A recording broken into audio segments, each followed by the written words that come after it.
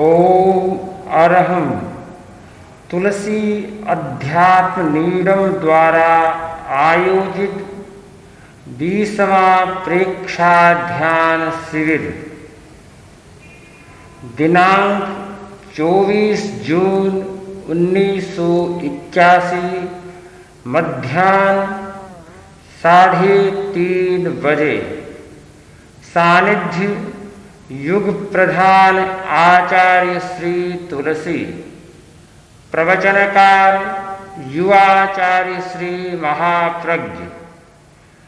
विषय कैसे सोचें। प्रवचन तीसरा। स्थान blind relief association, Lal Bahadur Shastri मार्ग, नई दिल्ली। कुंज गुरुदेव, ज्योति की साधना करने वाले साधक का। आज मौसम सुहावना हो गया है।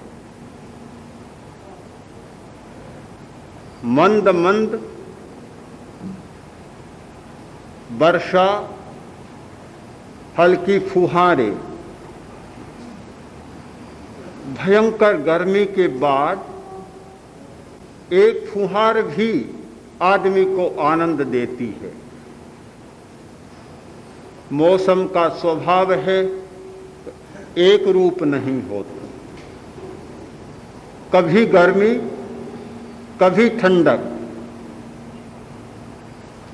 दुनिया में एक रूप कोई भी नहीं है। मौसम क्या, कौन एक रूप है?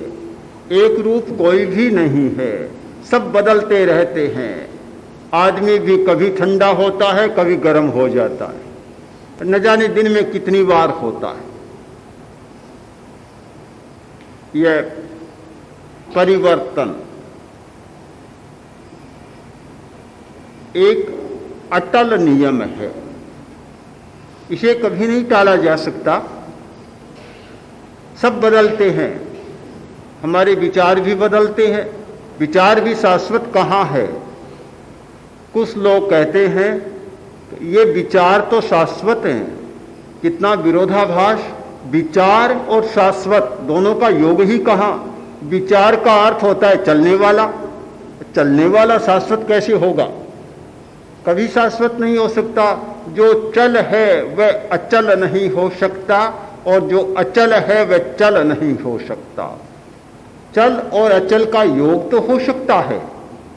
एक द्रव्य में चलांश भी होता है, अचलांश भी होता है।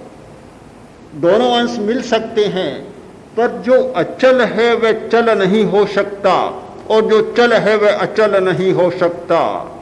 जो ध्रुव है वह परिवर्तनशील नहीं हो सकता, और जो परिवर्तनशील है वह कभी ध्रुव नहीं हो सकता। प्रत्येक द्रव्य में दोनों प्रकार के धर्म मिलते हैं, ध्रुव्यांश और चलांश, परिवर्तनशीलता और अपरिवर्तनशीलता। विचार सदा परिवर्तनशील होता है। लोग कहते हैं कि आज उस आदमी का विचार बदल गया। क्यों आश्चर्य होना चाहिए तुम्हें? विचार न बदले तो आश्चर्य होना चाहिए। विचार बदले उसमें कौन सा आश्चर्य हो सकता है? विचार का काम ही ये बदल जाना। कल जो विचार था वह आज नहीं होगा, और जो आज विचार है वह आने वाले कल में नहीं होगा। अगर एक ही विचार पूरे जीवन काल में टिक जाए तो मानना चाहिए कि कोई बड़ा रूढ़िवादी आदमी है कि इतने लंबे समय तक एक विचार टिक गया। विचार का काम है सतत प्रवाह, गतिशीलता, बदलते जाना, बदलते जाना, बदलते जाना।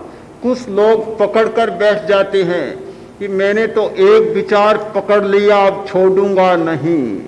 एक बात पकड़ ली, अब छोड़ूंगा नहीं, और बड़ा अहंकार अनुभव करते हैं, गर्व का अनुभव करते हैं कि मैं कितना मजबूत आदमी हूं कि जिस बात को पकड़ लेता हूं कभी छोड़ता नहीं। अरे कौन सी बड़ी बात की तुमने? कौन सी विशेषता की? मूर्खता की तो बात है मूर्खता की। और मान लेता है एक घमंड और गर्व की बात। अनुभव करता है कि मैं कितना दृढ़ आदमी हूं, मजबूत आदमी हूं। पत्थर बहुत मजबूत होता है, हड्डी बहुत मजबूत हो जाती है तो खतरा पैदा हो जाता है। जब तक हड्डियां लचीली रहती है आदमी स्वस्थ रहता है, और हड्डियां कड़ी पड़ जाती है, बीमारी का सबसे पहला चिन्ह है कि हड्डियां कड़ी पड़ गई।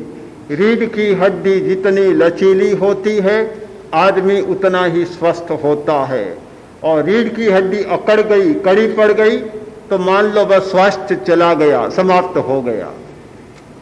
ये अकड़ जाना, पकड़ लेना, एक बात पर डट जाना कौन सी बड़ी बात है, कोई विशेषता की बात नहीं। किंतु कभी कभी ऐसा होता है कि मूर्खता की बात को भी हम बहुत समझदारी की बात मान लेते हैं। यही तो विचार का अंतर है। सम्यक विचार और सम्यक चिंतन नहीं होता तो गलत बात को सही मान लेते हैं और मूर्खता को समझदारी मान लेते हैं। आश्चर्य की बात यह, उसे यह भान ही नहीं होता कि मैं मूर्खता कर रहा हूं। बहुत लोग ऐसे होते हैं जिन्हें अपनी मूर्खता का कभी पता ही नहीं चलता। दो सहेलियां मिली, बात कर रही थी, तो एक सहेली ने अपनी सहेली से कहा कि देखो बहन, आजकल क्या हो गया कि औरतें अपने पतियों की निंदा बहुत करती हैं। मेरा पति अच्छा नहीं, ऐसा है वैसा है, बहुत निंदा करती है। ये बहुत बुरी बात है। मुझे भी देखो, मेरा पति कितना नालायक है, कितना आलसी है, कितना मूर्ख है, पर मैं कभी किसी को नहीं कहती कि मेरा पति ऐसा है।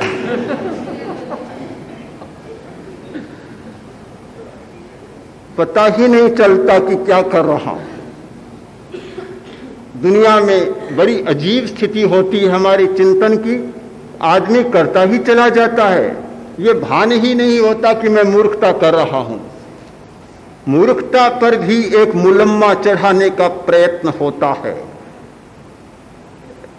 विचार का क्षेत्र ही ऐसा है, बड़ा विचित्र होता है विचार का संसार। जहां विरोधाभास पलते हैं, जहां विसंगतियां पलती हैं, जहां समझदारी की ओट में मूर्खता पलती है, ये विचार का क्षेत्र है। अविचार में तो ऐसा होता नहीं। तीन स्थितियां बनती हैं हमारी: अविचार, विचार और निर्विचार।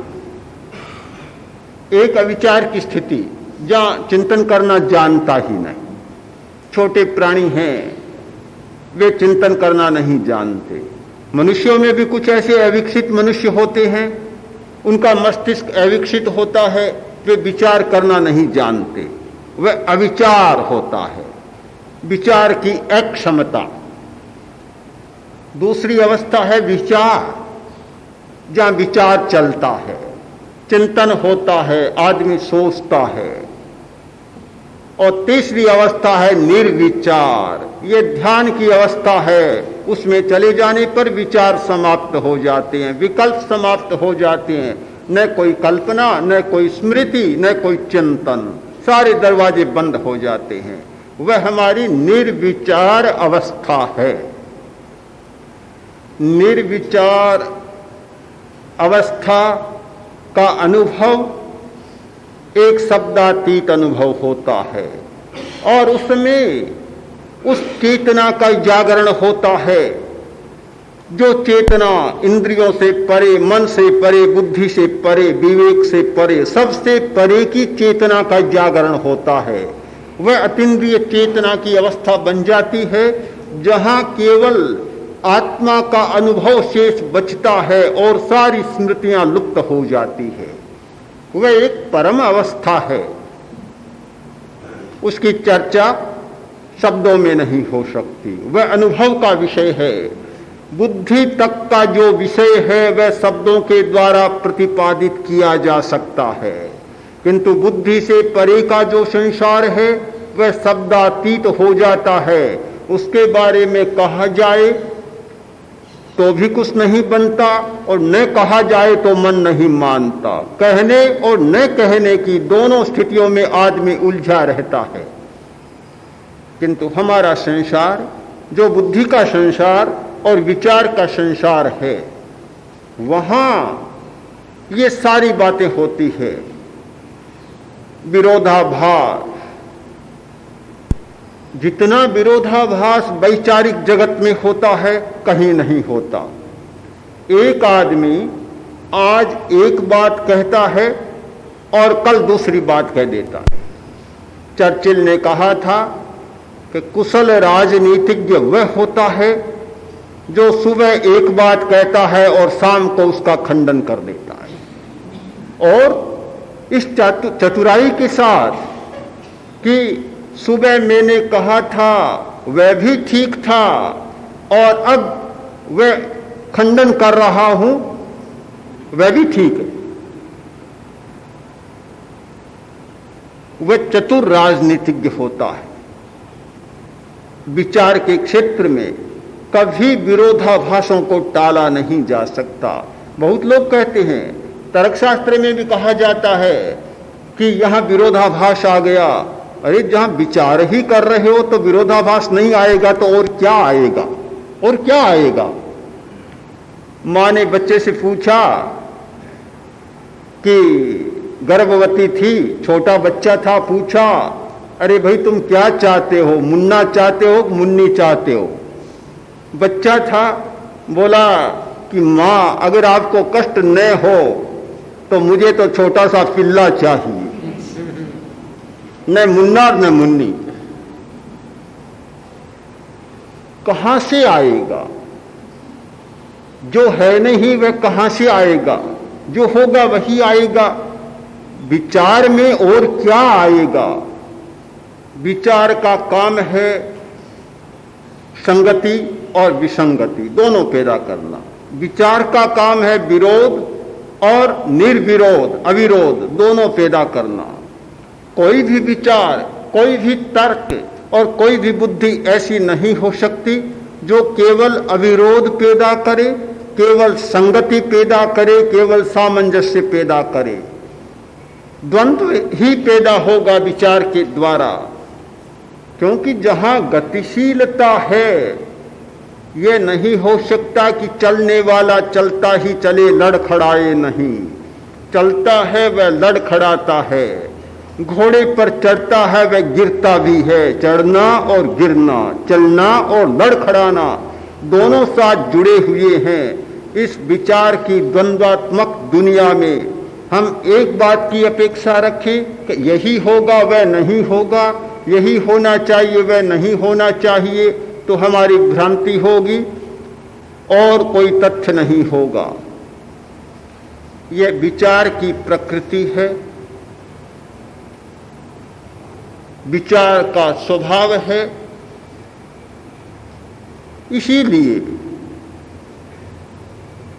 हम विचार पर भी विचार कर रहे हैं, और इसलिए कर रहे हैं कि आदमी अच्छा भी सोचता है और बुरा भी सोचता है, विधायक भी सोचता है और निषेधात्मक भी सोचता है, सृजनात्मक भी सोचता है और ध्वंसात्मक भी सोचता है।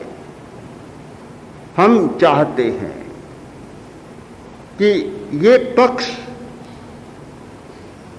जो निषेधात्मकता का, ध्वंसात्मकता का, यह कम होता जाए, कम हो। इसीलिए विचार पर विचार कर रहे हैं कि हम कैसे सोचें, हमारे सोचने का तरीका कैसे हो। एक उपाय है कि यदि निर्विचार और विचार का संतुलन कर सके तो विचार को विधायक बना सकते हैं, सृजनात्मक बना सकते हैं, ध्वंसात्मकता को कम कर सकते हैं। केवल विचार ही करेंगे तो यह संभव नहीं होगा, क्योंकि विचार में तो स्फुलिंग होगा, विचार में टक्कर होगी, विचार में संघर्ष होगा। निर्विचार का पलड़ा जैसे जैसे थोड़ा भारी होता चला जाएगा, विचार का परिशोधन और परिष्कार भी होता चला जाएगा। विचार में आने वाले दोष और विसंगतियां कम होने लग जाएंगी। विचार के शोधन का और कोई उपाय नहीं है, विचार के परिष्कार का कोई उपाय नहीं है। हमने सुना है पुराने जमाने में एक कंबल होता था, उसका नाम है रत्न कंबल। उस बहुत बढ़िया होता था। उस समय में, आज से 2500 वर्ष पहले के समय में, उसका मूल्य था 1,00,000 मुद्रा, 1,25,00,000 मुद्रा, सोने की मुद्रा। इतना मूल्य था उस सस्ते जमाने में, इतना भारी मूल्य। आज तो ₹1,00,000 मूल्य हो तो कोई बड़ी बात नहीं है, बहुत छोटी बात है, किंतु उस जमाने में ₹1,00,000 मूल्य। और वह कंबल होता था वातानुकूलित, गर्मी में बहुत ठंडा और सर्दी में बहुत गर्म, बिल्कुल एयर कंडीशन। उसकी धुलाई पानी से नहीं होती, कंबल मैला हो जाता, धुलाई की जरूरत होती, पर पानी से साफ नहीं होता। उस कंबल की धुलाई आग में होती, आग में डाल दो, कंबल बिल्कुल निर्मल हो जाएगा, मैल से रहित हो जाएगा। किंतु जब तक आग में धुलाई नहीं होती, उसके मैल को नहीं उतारा जा सकता। ये विचारों के मैल की धुलाई पानी से नहीं हो सकती, विचार से विचार की धुलाई नहीं हो सकती, बुद्धि से और तर्क से विचार की धुलाई सफाई नहीं हो सकती, उसके मैल को दूर नहीं किया जा सकता। विचार के मैल को दूर करना, विचार को निर्मल बनाना है, तो उसके लिए एक ही उपाय है कि निर्विचारता की आग में विचार को डाल दिया जाए, विचार अपने आप निर्मल बन जाएगा, विचार के सारे मल अपने आप समाप्त हो जाएंगे और फिर उसमें से सृजनात्मकता निकलेगी, उसमें से विधायकता निकलेगी, उसमें से आशा निकलेगी, उत्साह निकलेगा, पुरुषार्थ निकलेगा, पराक्रम निकलेगा, ज्योति निकलेगी, कोई संघर्ष नहीं निकलेगा। उसके लिए कुछ सूत्रों पर हमने चर्चा की, आज फिर कुछ चर्चा करें। एक, भय के वातावरण में चिंतन होता है, भय से पीड़ित मस्तिष्क का चिंतन होता है। वह चिंतन सदा निषेधात्मक होगा। डरा हुआ आदमी क्या सोचेगा? भय चिंतन को पहले ही कुंठित बना देता है। जैसे ही मस्तिष्क में भय का प्रवेश हुआ, भय का संवेदन केंद्र सक्रिय हुआ, चिंतन पहले ही कुंठित बन जाएगा। क्या उस मस्तिष्क से हम स्वस्थ चिंतन की अपेक्षा रख सकते हैं? कभी संभव नहीं।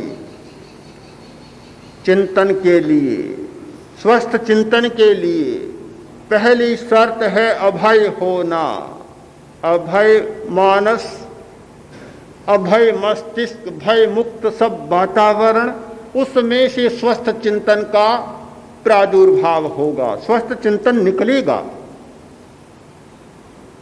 डरा हुआ आदमी कभी ठीक बात नहीं सोच सकता। बड़ा आश्चर्य होता है मुझे,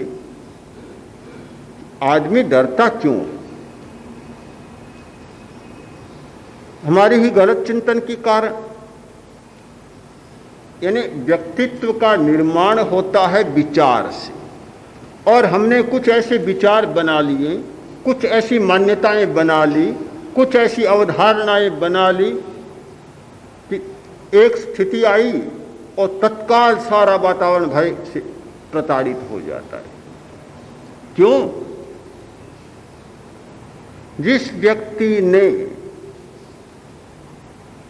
थोड़ा सा अध्यात्म को समझा है, जिस व्यक्ति ने धर्म के लेश को भी समझा है, जिस व्यक्ति के जीवन पर या झुलसते हुए जीवन पर धर्म की एक फुहार भी गिरी है, तो उसका पहला परिणाम होगा अभय।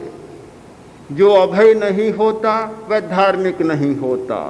जो अभय नहीं होता वह आध्यात्मिक नहीं होता, जो अभय नहीं होता वह स्वस्थ नहीं होता। बीमारियों की जड़ है भय, अधर्म की जड़ है भय और अनाध्यात्मिकता की जड़ है भय। सबकी जड़ है भय। जब तक मन से भय नहीं निकलता वह आदमी क्या आत्मा का अनुभव कर सकता है? आत्मा की बात ही दूर है। लोग आत्मा की बात करते हैं, परमात्मा की बात करते हैं, बड़ी बड़ी बातें करते हैं आत्मा और परमात्मा के बारे में। अरे कहाँ आत्मा और कहाँ परमात्मा? क्या इन अतीन्द्रिय और सूक्ष्म तत्वों के बारे में चर्चा करने का तुम्हें अधिकार है? जब तक मन से भय ही नहीं निकला, शरीर का भय, बीमारी का भय, बुढ़ापे का भय, मौत का भय, पदार्थ के वियोग का भय, किसी वस्तु के चले जाने का भय, प्रिय व्यक्ति के बिछुड़ जाने का भय, सारे भय तो दिमाग पर सवार हैं। चारों तरफ चेतना की सारी शक्तियां भयाक्रांत हो रही है और तुम चर्चा करना चाहते हो आत्मा की और परमात्मा की। भय में से आत्मा निकलेगा, भय में से भूत निकलेगा, कहीं आत्मा और परमात्मा नहीं निकलेगा। भय का काम है भूत पैदा करना, और भूत होता ही क्या है? होता होगा, पर अधिकांश लोगों को जो भूत दिखता है वह तो भय का ही भूत दिखता है, भय ही भूत बनकर आता है। एक ऐसा मानसिक प्रक्षेपण होता है कि जैसे ही डर लगना शुरू हुआ और भूत की आकृति सामने उभर आती है। अपना मानसिक प्रक्षेपण, अपना मानसिक प्रतिबिंब और अपने भयभीत मन की प्रतिकृति, इसके सिवाय सामने कुछ भी नहीं आता। क्या वह भय से ग्रस्त मानस कभी सूक्ष्म तत्व की चर्चा का अधिकारी होगा? महावीर ने एक जो बड़ी बात कही थी, उन्होंने अहिंसा को बड़ा धर्म नहीं बतलाया। लोग तो यही कहते हैं कि महावीर ने अहिंसा को बड़ा धर्म बतलाया, पर मैं समझ पाया हूं जब तक भगवान महावीर ने जितना बल अभय पर दिया उतना शायद अहिंसा पर नहीं दिया। अहिंसा की एक भावना है अभय भावना। जब तक अभय की भावना पुष्ट नहीं होती जीवन में अहिंसा का अवतरण ही नहीं हो सकता। क्या डरपोक आदमी कभी अहिंसक बनेगा? बन ही नहीं सकता। जिस व्यक्ति को प्राणों का मोह है, घबराता है कहीं मर न जाऊं, वहां जाता हूं मर न जाऊं, अरे मरने का भय और फिर अहिंसक, बड़ी विचित्र बात है। एक भाई ने कहा कि जैनों की संख्या भी बहुत बड़ी है, कम नहीं है, सिखों से कम नहीं है, किंतु सिख लोग जो चाहते हैं करवा लेते हैं, जैन लोग नहीं करवा पाते। क्या बात है? मैंने कहा लंबी चर्चा में तो नहीं जाना चाहता, पर एक बात तो बहुत साफ है कि शायद सिख लोग मरने से नहीं डरते, जैन लोग मरने से बहुत डरते। हमने सुना है अंग्रेजों के समय में दिल्ली में जो गुरुद्वारा बन रहा था, बड़ा प्रतिरोध किया गया। ब्रिटिश सरकार का शासन था, सामने बड़ा प्रतिरोध आया कि यहाँ गुरुद्वारा नहीं बन सकता, किंतु जब बलिदान आने लगे सरकार भी कांप उठी और स्वीकृति देनी पड़ी। जहाँ मरने का डर नहीं वहाँ कुछ भी अशक्य नहीं। सारी अशक्यताएं इस मरने के भय के साथ जुड़ी हुई है। इतना जीवन से मोह होता है कि कहीं चला न जाऊं। अरे चला जाएगा तो दुनिया तो खाली होने वाली नहीं है, और पीछे से बहुत रोने वाले भी नहीं है। ये तो सामने तो सब रोने वाले हैं, सामने तो सब कहते हैं मर जाने की बात, तो कौन किसकी चिंता करता है। 2-4 दिन कोई कर लेता होगा, औपचारिकता बस कर लेता होगा, फिर तो न कोई स्मृति, बस एक वर्ष गांठ आती है तब कोई याद कर लेता होगा, और वह भी पूरे मन से नहीं, अधूरे मन से भी एक व्यवहार को निभाना है, उपचार को निभाना है, तो समाचार पत्र में निकाल देंगे कि आज हमारे परम पूजनीय पिताजी दादाजी फलां फलां की पुण्यतिथि है और हम सब लोग मंगल कामना करते हैं। बहुत हुआ, इतने में तो काफ़ी है, पर्याप्त है। हमारा ही ये मोह है, ये जीवन का मोह है। मैं मानता हूँ कि जब तक जीवन का मोह नहीं छूटता, ये जीवन की आसक्ति नहीं छूटती, तब तक विधायक विचार की स्थिति भी नहीं आती। विधायक विचार की एक पहली शर्त है अभय और जीवन के प्रति, मौत के प्रति अभय। अगर एक बात हमारे मन से निकल जाए तो सारी बातें ठीक हो जाती है। हम लोग तात्विक चर्चा में बहुत रस लेते हैं, तत्व चर्चा को बहुत बड़ा मानते हैं, आए दिन तत्व चर्चा करते हैं, पर मुझे लगता है अभ्यास बिना, प्रयोग के बिना की जितनी तत्व चर्चाएं होती है उनमें विलोडन जाता होता है, नवनीत नहीं होता, और होता है तो बहुत कम होता है। कोई आदमी विलोना करे और नवनीत निकले तब तो अच्छी बात है। सामने दही है, विलोना शुरू किया तो जरूर नवनीत निकलेगा, मक्खन निकलेगा। पर बहुत बार तो हम ऐसा करते हैं कि सामने दही नहीं होता, कभी तो पानी को लेकर बिलोना शुरू कर देते हैं और कभी कभी बिना पानी के ही बिलोना शुरू कर देते हैं। कोरी हांडी और कोरी डंडी से ही बिलोना शुरू कर देते हैं, कभी कभी वे भी नहीं होती, कल्पना से ही बिलोना शुरू कर देते हैं। मक्खन नहीं निकलता, नवनीत नहीं मिलता। नवनीत तब मिलेगा जब बिलोना भी चले और सामने यथार्थ भी होना चाहिए, यानी दही भी होना चाहिए। कोरी तत्व चर्चा मेरी दृष्टि में या तो पानी का बिलोना है या बिना पानी का बिलोना है, दही बिल्कुल भी नहीं है। कोरी डंडी चल रही है और कोरी खाली हांडी पड़ी है या पानी से भरी हुई हांडी पड़ी है। तत्व चर्चा के साथ साथ प्रयोग होना चाहिए, अभ्यास होना चाहिए, कोरा सिद्धांत नहीं, व्यावहारिक होना चाहिए। शिक्षा के दो रूप सदा से रहे हैं, ये बात मैं केवल आज के आधार पर नहीं कह रहा हूँ, अनुभव के आधार पर भी कह रहा हूँ और प्राचीन पद्धति के आधार पर भी कह रहा हूँ। प्राचीन काल में शिक्षा के दो रूप माने गए थे, एक ग्रहण शिक्षा, दूसरी आसेवन शिक्षा। जानो और उसका आसेवन करो, प्रयोग करो, अभ्यास करो, तब तो पूरी बात समझ में आएगी। कोरा जान लिया, अभ्यास नहीं किया, बात समझ में नहीं आएगी। बहुत लोग आते हैं और बड़ी जल्दी में आते हैं कि महाराज मुझे अभी अभी जाना है, केवल 2-4 मिनट का समय है, मेरा मन बहुत चंचल है, बड़ा विक्षिप्त है, बड़ा परेशान हूँ, बड़ी कठिनाइयाँ हैं, ऐसा कोई समाधान दें कि मन की स्थिति ठीक बन जाए, मन की अशांति मिट जाए। मैं कहता हूँ भी बड़े आदमी हो तुम, भी भले आदमी,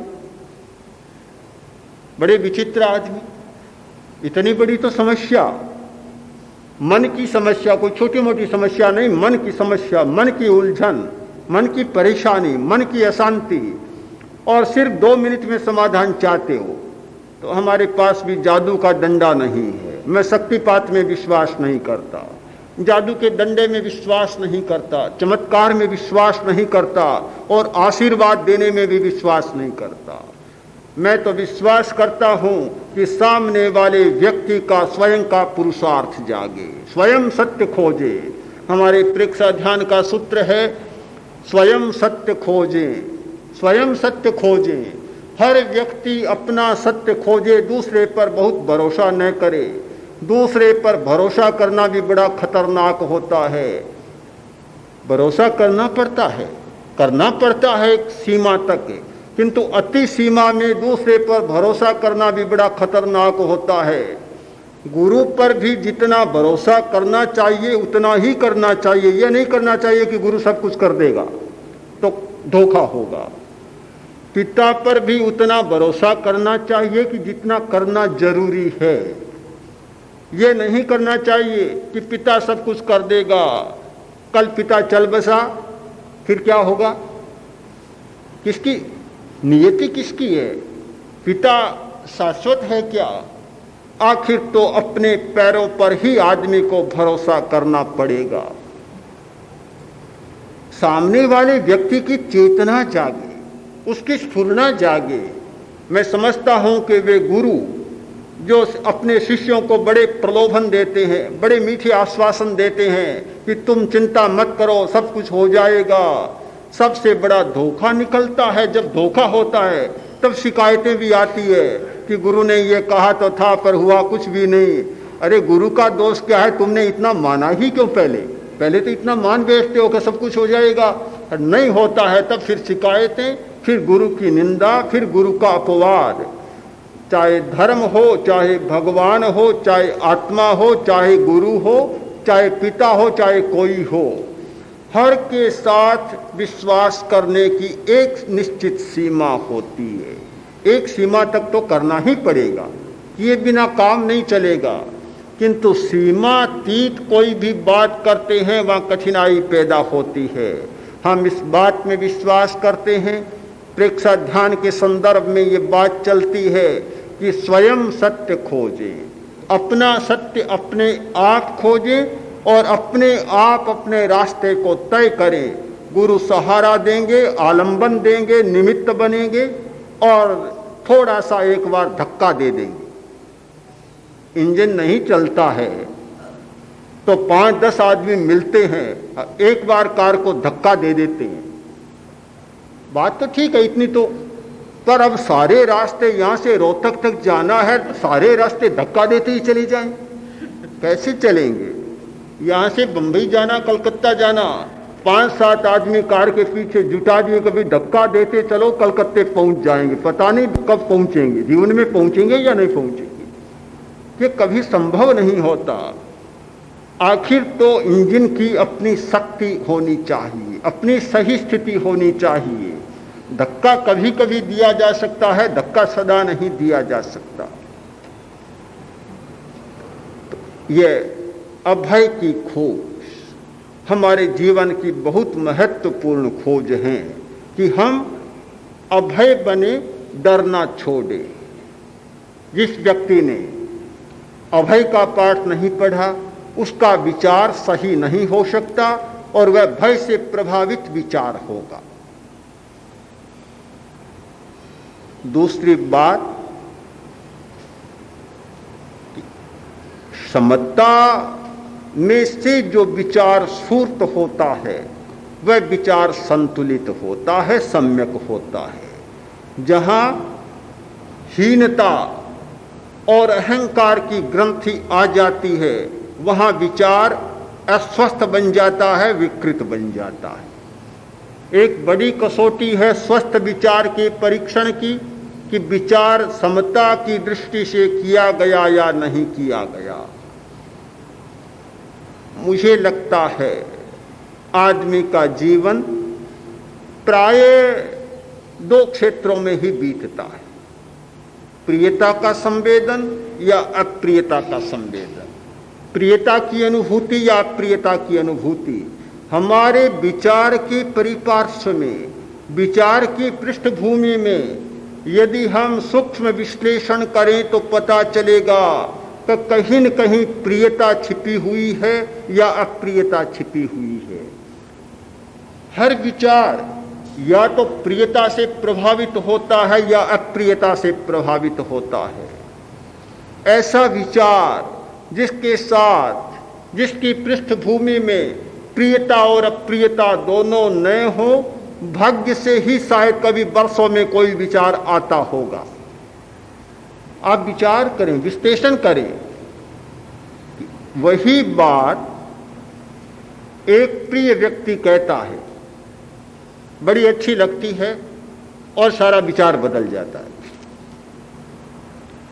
और वही बात उन्हीं शब्दों में एक अप्रिय व्यक्ति कहता है, मन में घृणा की, तिरस्कार की भावना जाग जाती है कि चलो बैठो, कौन से तुम कहने वाले, क्या समझते हो, अभी समझते ही नहीं, जानते ही नहीं, मुझे सलाह देने आगे, बड़ा तिरस्कार कर देता है। ये क्यों? हम विचार की स्वस्थता पर विचार कर रहे हैं। बहुत ध्यान से देखें तो ये बात छिपी नहीं रहेगी कि जिस विचार को हम स्वस्थ मानते हैं वह विचार भी बहुत अस्वस्थ हो जाता है इस पक्षपात के कारण और प्रियता और अप्रियता की अनुभूति से जुड़े हुए होने के कारण।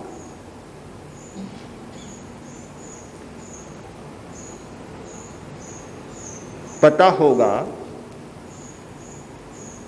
कि हमारे जीवन में अनेक घटनाएं घटित होती हैं और उन घटनाओं के पीछे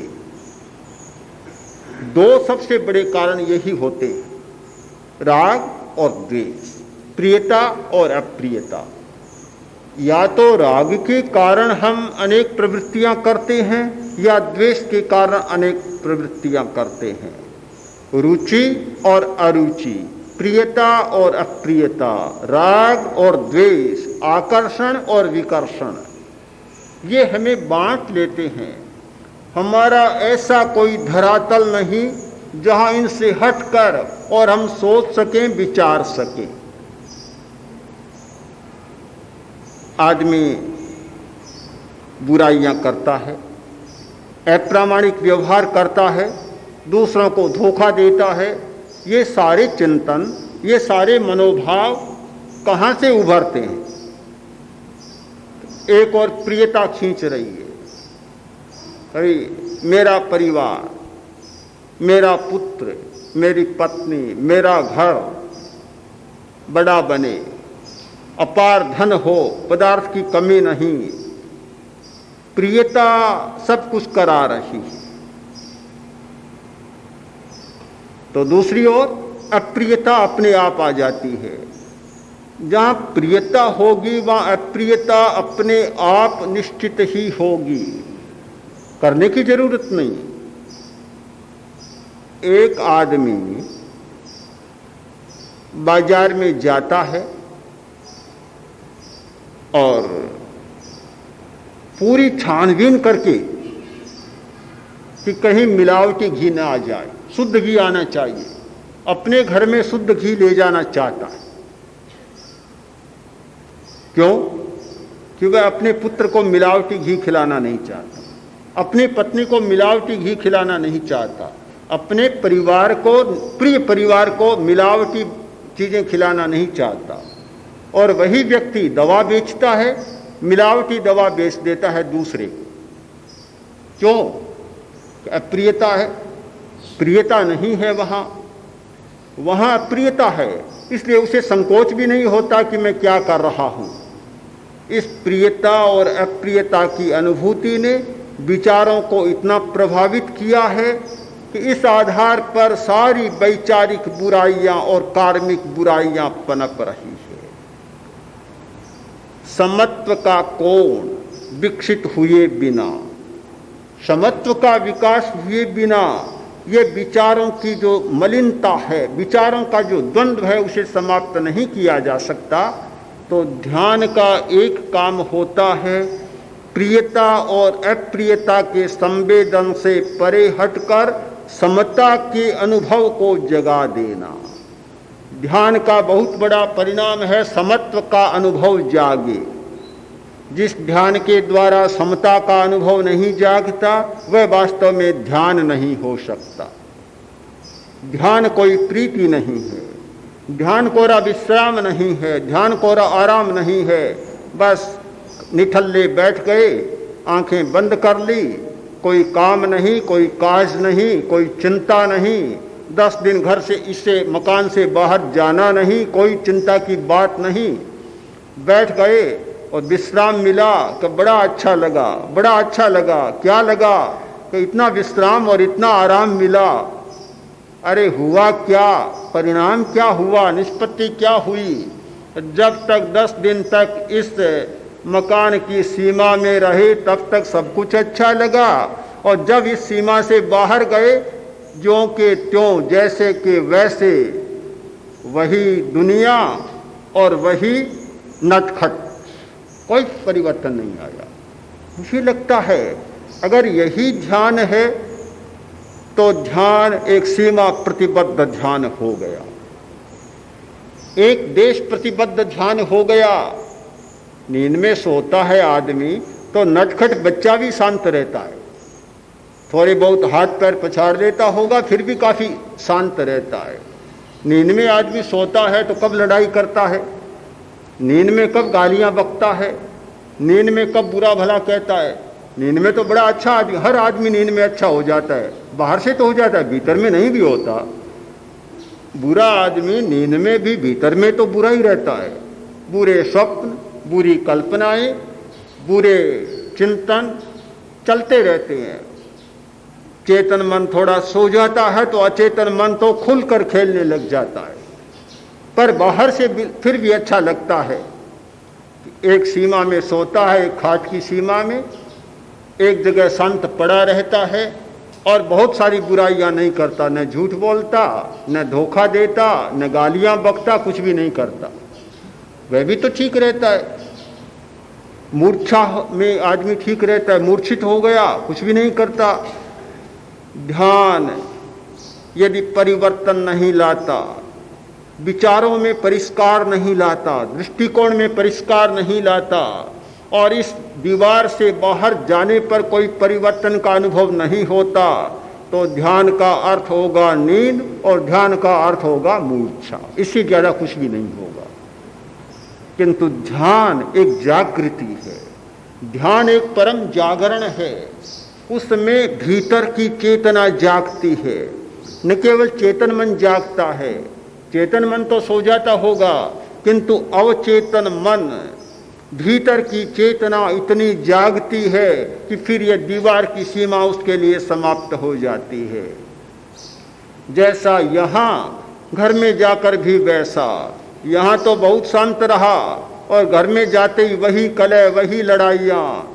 घर वाले लोग सोचेंगे कि 10 दिन का ध्यान करके आए, हमने नहीं किया, बहुत अच्छा हुआ कि हम नहीं गए, ये परिणाम होगा।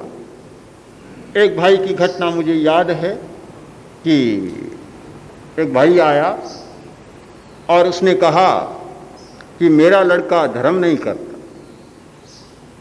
आप उसे समझाएं। मैंने कहा भी धर्म से कोई अरुचि करता ये कैसे हो सकता है? उसने कहा बिल्कुल रुचि नहीं है। मैं ठीक है, बात करेंगे। सांझ के समय अपने लड़के को लेकर आया, मैंने बात की तो लड़के ने कहा मैं एकांत में बात करना चाहता हूँ। पिता उठकर चला गया। मैंने पूछा भी क्या तुम्हारी रुचि नहीं है? उसने कहा मेरी तो बहुत रुचि है। फिर क्यों नहीं करते हो? कि क्या करूँ, मेरा पिता बहुत धर्म करता है, कितनी बार साधुओं के यहाँ आता है, बखान सुनता है, सब कुछ करता है, पर सबसे ज़्यादा लड़ाई यही करता है घर में। तब मैंने सोचा कि धर्म करने से यही होता है तो मैं नहीं करूँगा तो क्या फ़र्क पड़ेगा? मुझे लड़ाई सीखनी है तो धर्मस्थान में जाकर क्यों सीखूं? वह तो बाजार बहुत है, राजनीति के अखाड़े बहुत है, वहां जाकर ही सीखूं, धर्मस्थान में जाकर ये क्यों सीखूं? तो मुझे लगता है कि धर्म के क्षेत्र में आज जो प्रतिक्रियाएं हो रही है, लोग कहते हैं कि आज का प्रबुद्ध मानस धर्म को नहीं चाहता, आज का पढ़ा लिखा युवक धर्म को नहीं चाहता। ये हो नहीं सकता। धर्म तो जो पढ़ा लिखा है उससे परे की चीज है। नीचे खड़ा हुआ आदमी ऊपर की चीज को कैसे नहीं चाहेगा? एक लखपति आदमी करोड़पति बनना कैसे नहीं चाहेगा? हर आदमी चाहता है। पर जब धर्म के क्षेत्र में ये सारी प्रतिक्रियाएं आती हैं कि धर्म करने वाला आदमी करता ही चला जाता है, करता ही चला जाता है, करता ही चला जाता है, और परिणाम में देखा जाए तो बिल्कुल जीरो, शून्य। 50 वर्ष धर्म करने के बाद भी जैसा का तैसा, एक राई भी नहीं बदला, इंच भी नहीं बदला। तो आदमी सोचता है कि जब धर्म इतना प्रभावहीन है, जो कोई परिणाम ही नहीं लाता, तो करें तो क्या फर्क पड़ेगा, न करें तो क्या फर्क पड़ेगा, कोई फर्क पड़ने वाला नहीं है। ऐसी शक्ति के प्रति किसी का आकर्षण नहीं होता कि जिसके करने और न करने पर कोई भी फर्क नहीं पड़ता। आग पर पैर रखें तो भी फर्क नहीं पड़ता, न रखें तो भी फर्क नहीं पड़ता, तो फिर आग पर पैर रखने में संकोच ही किसको होगा। सब लोग जानते हैं कि पैर रखा और गया जला, सब लोग डरते हैं। सबके मन में एक आकर्षण है कि ये आग है, देखो ध्यान रखना। धर्म एक आग बने, सब आदमी का ये ध्यान रहे कि ये आग है, ध्यान रखना है। अपने आप उसके प्रति सावचेतता होगी, सावधानता होगी। मैं सोचता हूँ कि धर्म की यह अवस्था इसलिए बनी कि उसके साथ ध्यान छूट गया, आंतरिक चेतना का स्पर्श छूट गया, केवल बाह्य चेतना का स्पर्श हो गया, धर्म निष्प्रभावी हो गया।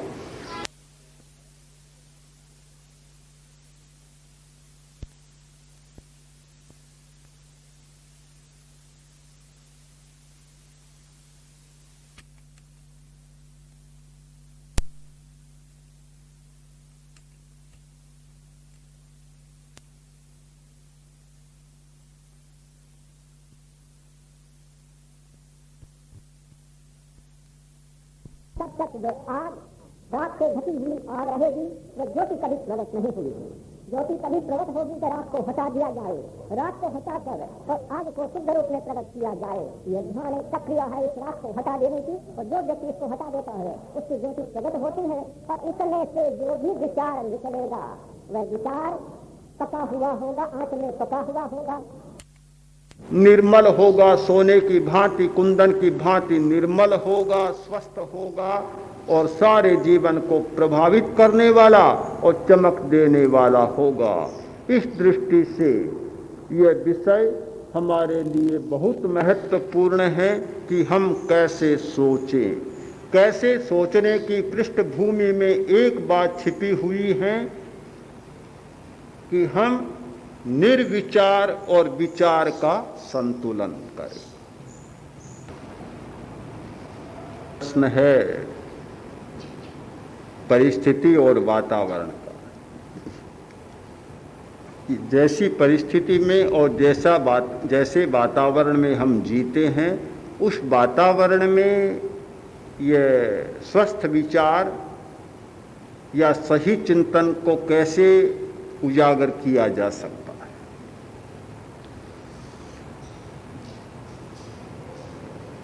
परिस्थिति पर और वातावरण पर किसी का अधिकार नहीं।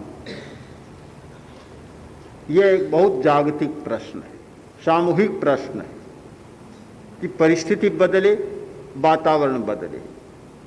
उसके लिए तो समूचा जगत या समूचा समाज या समूचा राष्ट्र या समूचा कोई समुदाय निर्णय ले, एकमत हो और समस्याओं के घेरे से परे जाकर बदल सके, तभी संभव बात है।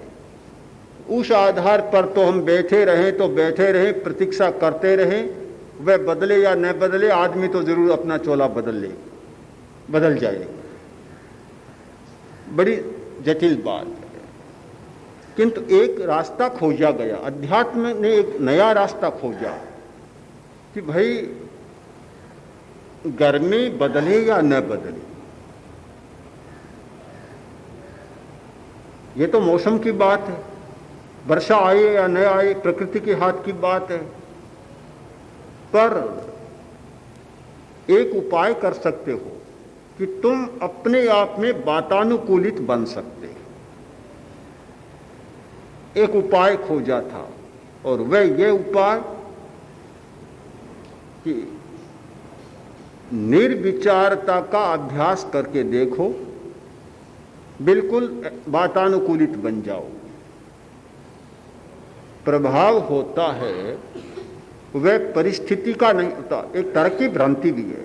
हम ये मानते हैं कि हमारे मन पर परिस्थिति का और वातावरण का प्रभाव होता है। दिखने में तो सही तर्क लगता है, किंतु गहरे में जाने पर बहुत गलत तर्क है। परिस्थिति और वातावरण का प्रभाव नहीं होता, प्रभाव होता है हमारी ग्रहणशीलता का। हम उस परिस्थिति को मान लेते हैं, ग्रहण करते हैं तब प्रभाव होता है, और ग्रहण नहीं करते हैं तो कोई प्रभाव नहीं होता। आप बहुत गहरे से ध्यान दें, एक घटना, एक परिस्थिति और एक वातावरण, एक आदमी तो बहुत प्रभावित हो जाता है, दूसरे पर कोई असर नहीं होता, बिल्कुल ही असर नहीं होता। एक भाई आया और उसने कहा कि मुझे बड़ा कष्ट हो जाता, हर घटना का बड़ा कष्ट होता। तो मैंने कहा तुम एक अभ्यास करो कि एक सूत्र पर ध्यान दो कि किसी के हाथ का खिलौना नहीं बनना। उसने उस सूत्र को पकड़ लिया, फिर मिला क्या स्थिति है कि मेरा तो सारा संकट ही टल गया। एक सूत्र से कोई भी घटना आती है और मैं सोच लेता हूं मुझे दूसरे के हाथ का खिलौना नहीं बनना है। अब गोयल ऐसा हो कि मैं प्रशंसा करूं तब तो राजी हो जाए, और थोड़ी कड़ी बात कहूं तो नाराज हो जाए, तो फिर मेरे हाथ का खिलौना बन गया कि जब चाहूं तब नाराजी कर सकता हूं, जब चाहूं तब नाराज कर सकता हूं।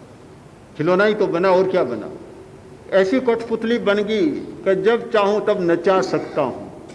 हर आदमी कठपुतली बना हुआ है, और इसलिए बना हुआ है कि वह हर बात को पकड़ लेता है, ग्रहण कर लेता है।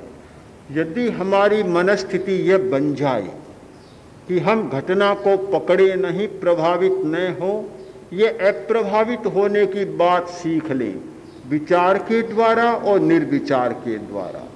विचार के द्वारा सूत्र यह है कि मुझे किसी का खिलौना नहीं बनना है। निर्विचार के अभ्यास के द्वारा मन को इतना मजबूत बना ले, अपने आप बन जाता है कि घटना का प्रभाव होता नहीं, घटना आती है और स्पर्श करके चली जाती है। पानी होता है तरल, पानी में गंदगी मिल जाती है। पानी जब बर्फ बन गया, अब उसमें गंदगी मिलाना चाहे तो ऊपर डाल दे, नीचे लुढ़क कर चली जाए। स्पर्श तो होगा किंतु टिकेगी नहीं, घुलेगी नहीं, मिलेगी नहीं। तो हम मन की स्थिति का ऐसा निर्माण कर सकते हैं अविचार के द्वारा कि मन को बर्फ की तरह जमा लेते हैं, और विचार के द्वारा इस सूत्र को अभ्यास करते हैं कि मुझे दूसरे के हाथ का खिलौना नहीं बनता है। तो जटिल परिस्थिति वातावरण में घटनाओं के चक्र में फंसा हुआ आदमी भी वातानुकूलन का अनुभव कर सकता है कि विचार से व्यक्तित्व का विकास होता है, और निर्विचारता की आग में उसे डाल दिया जाए तो व्यक्तित्व क्या समाप्त नहीं हो जाएगा। बात तो ठीक है कि विचार से व्यक्तित्व का विकास होता है, पर अधूरी बात है कि विचार से ऐसे व्यक्तित्व का विकास भी हो सकता है कि जो राक्षस बन जाए। हमेशा आदमी ने विचार से व्यक्तित्व का विकास चाहा तो सामने एक निर्विचार को रखा है। ध्यान दें कि हर व्यक्ति कोई न कोई आदर्श सामने रखता है। हमारे विचार का नियामक कौन है? आदर्श होता है। आदर्श रखता है, बुरे से बुरा विचार वाला आदमी भी सामने आदर्श रखता है। मुझे तो आश्चर्य यह होता है कि डकैत भी देवी की पूजा किए बिना डाका डालने नहीं जाते, भगवान की पूजा करते हैं। डकैतों के वहाँ मंदिर होते हैं, बड़ी पूजा करते हैं, उपासना करते हैं, चर्चाएं होती है, धर्म की चर्चाएं होती है, उनके सामने भी आदर्श होता है। हर आदमी सामने आदर्श रखता है। हम भगवान को मानते हैं, तीर्थंकर को मानते हैं, गुरु को मानते हैं, इसका मतलब का निर्विचार को सामने रखकर विचार करते हैं, जिससे कि विचार में परिष्कार आ जाए। तो विचार के द्वारा व्यक्तित्व का सही निर्माण होगा। और जिसके सामने कोई आदर्श यानी निर्विचार आदर्श नहीं है, कोरा विचार करता चला जाता है, स्वयं भटकेगा, दूसरों को भटकाएगा, स्वयं खतरा बनेगा, दूसरों को खतरे में डालेगा। दर्शन से तो संबंध नहीं है, पर तुम्हारे मन में ये मुर्गी और अंडे का ही प्रश्न क्यों पैदा हुआ? प्रश्न तो यह होना चाहिए था कि पहले मैं पैदा हुई, पहले मुर्गी पैदा हुई।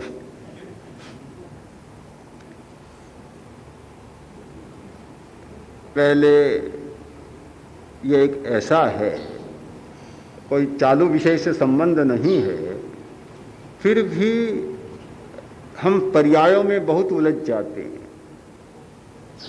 ये तो सारा पर्याय है, मुर्गी भी तो एक पर्याय है। मुर्गी क्या मूल है क्या? हमें खोजना चाहिए कि मूल तत्व क्या है। मूल तत्व है वे कभी पैदा नहीं होते। ये तो सारे रूप हैं, रूप में कोई भी रूप पैदा हो सकता है। बिना अंडे के भी मुर्गी पैदा क्यों नहीं हो सकती? पर्याय है, परिणमन है, जैसा परिणमन हो जाए। तो ये बहुत छोटा सा एक उलझाने वाला प्रश्न है, सामान्य आदमी सोचता है, पर इसमें पहले पीछे की कोई बात नहीं, जैसे भी हो जाता है, ये पर्याय का एक रूप है। हाँ ठीक है। प्रश्न है, व्यक्ति और वस्तु के प्रति प्रियता अप्रियता का भाव क्यों आता है?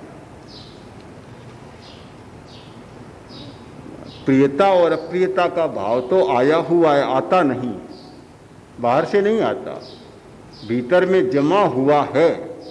ये कह लो कि उपयोग कर रहे हैं, हम उपयोग कर लेते हैं। कोई सामने आता है तो प्रियता जो भाव पैदा है उसका उपयोग कर लेते हैं, अप्रियता का भी उपयोग कर लेते हैं। तो हमारे भीतर प्रियता और अप्रियता के संवेदन केंद्र बने हुए हैं और ये भाव भरे हुए हैं। हम समय समय पर उन दोनों का उपयोग करते हैं। हमें करना यह है कि जो भंडार भरा है उसे थोड़ा खाली करते चले जाएं। बहुत भरा पड़ा है, उसे खाली करें। तो ध्यान का अर्थ यह होता है कि जो जमा हुआ भंडार है उसे थोड़ा थोड़ा खाली करते चले जाएं, जिससे कि एकदम न छूटे, एकदम बीतराग न बने, तो भी वे कम से कम हमें सताए तो नहीं। इतना तो हम कर लें बस। अब तो यही तो बताया ना अभी कि थोड़ा थोड़ा खाली करते चले जाएं। यानी ध्यान में हम क्या करते हैं कि राग द्वेष मुक्त क्षण का अनुभव करते हैं। ध्यान का मतलब कि जिस क्षण में न राग और न द्वेष, ऐसे क्षण का अनुभव करते हैं। तो आज एक क्षण भी जिस आदमी ने ऐसा जीवन जिया, ये समझो कि उसने उस पर प्रहार करना शुरू कर दिया, चोट शुरू कर दी।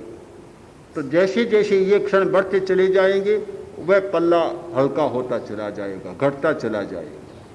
आज तो कुछ भी नहीं लगता, पर पहली बात है कि उस पर चोट शुरू कर देना भी बहुत बड़ी बात है। बस समन्ते शरणं पवज्जा सिद्धे शरणं पवज्जा साहो शरणं पवज्जा केवलिपन्नतं धम्मं अरहन्ते शरणं पवज्जा सिद्धे शरणं पवज्जा साहु शरणं पवज्जा केवलिपन्नतं अरहन्ते शरणं पवज्जा सिद्धे शरणं पवज्जा साहु शरणं पवज्जा केवलिपन्नतं धम्मं